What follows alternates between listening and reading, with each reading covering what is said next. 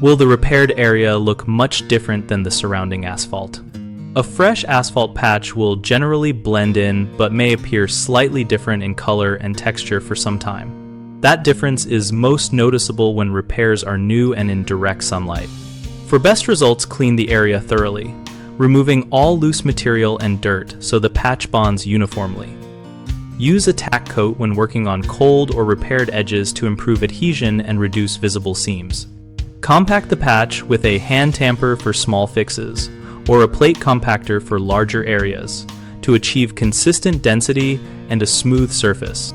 Feather the edges by thinning the material at the perimeter so the transition to existing pavement is gradual and less visible. Avoid overbuilding the patch. Remove excess material while compacting to prevent a raised spot that will stand out and deteriorate faster. Allow adequate curing time before opening to traffic and expect the color to mellow and match better after several months of weather exposure. Common issues include color mismatch, high edges that create tripping or drainage problems, and poor bonding that leads to early failure.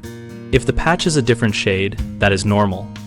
Light scuffing and time will help it blend, but you can speed this by feathering the perimeter and using a fine aggregate top layer to match texture. If the repaired area sits proud of the surrounding pavement, shave and recompact the surface immediately to lower the profile and restore proper runoff. If the patch does not adhere and crumbles, remove the loose material back to sound asphalt, apply a tack coat, and compact in thin lifts for better cohesion. BigHomeProjects.com connects homeowners with local contractors and provides a place to discuss repair options and compare experiences. We help contractors find work, while homeowners find service providers and community feedback.